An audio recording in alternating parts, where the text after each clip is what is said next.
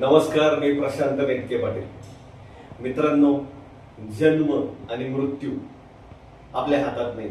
निदान जन्म तरी आपल्याला कळतो कधी होणार आहे, पण मृत्यूची तारीख आपल्याला माहित नाही आणि मृत्यू मात्र अटळ आहे.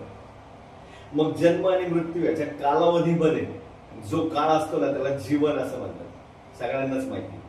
आणि हे जीवन आपण कसं व्यतीत करतो हे फार महत्वाचं आहे. याच्यामध्ये आपल्याला काय हवं असतं? चांगल्या कुटुंबामध्ये जन्म, चांगले संस्कार, त्यानंतर पैसा, प्रसिद्धी, प्रतिष्ठा, चांगलं आरोग्य, हे सगळ्यात महत्वाचं. चांगलं आरोग्य आणि शेवटपर्यंत म्हणजे जीवनाच्या शेवटपर्यंत चांगलं आरोग्य व्यतीत करत करत नैसर्गिक मृत्यू, हा जीवन काल आहे. मित्रांनो, हे मी तुम्हाला का सांगतोय तर नुकतंच सिने अभिनेते धर्मेंद्र यांचं निधन झालं आणि त्यांचं जर आयुष्य आपण बघितलं तर अतिशय संस्कारी कुटुंबामध्ये त्यांचा जन्म झाला. वडील त्यांचे शिक्षक होते. पुढं सुंदर काया, जसं मी तुम्हाला सांगितलं की सुंदर दिसणं हे फार महत्वाचा घटक आहे किंवा ते प्रत्येकाला हवं असतं. सुंदर दिसायला होते.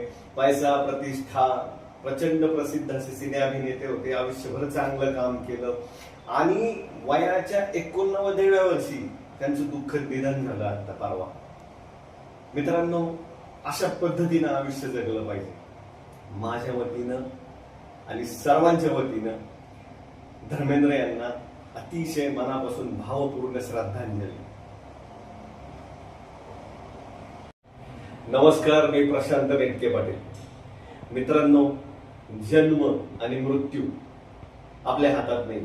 निदान जन्म तरी आपल्याला कळतो कधी होणार आहे, पण मृत्यूची तारीख आपल्याला माहित नाही आणि मृत्यू मात्र अटळ आहे.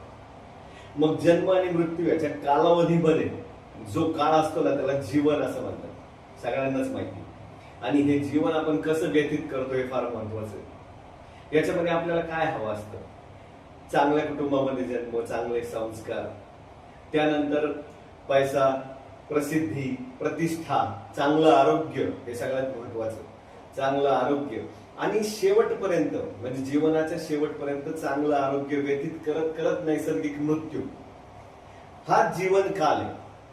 मित्रांनो, हे मी तुम्हाला का सांगतोय तर नुकतंच सिने अभिनेते धर्मेंद्र यांचं निधन झालं आणि त्यांचं जर आयुष्य आपण बघितलं तर अतिशय संस्कारी कुटुंबामध्ये त्यांचा जन्म झाला. वडील त्यांचे शिक्षक होते.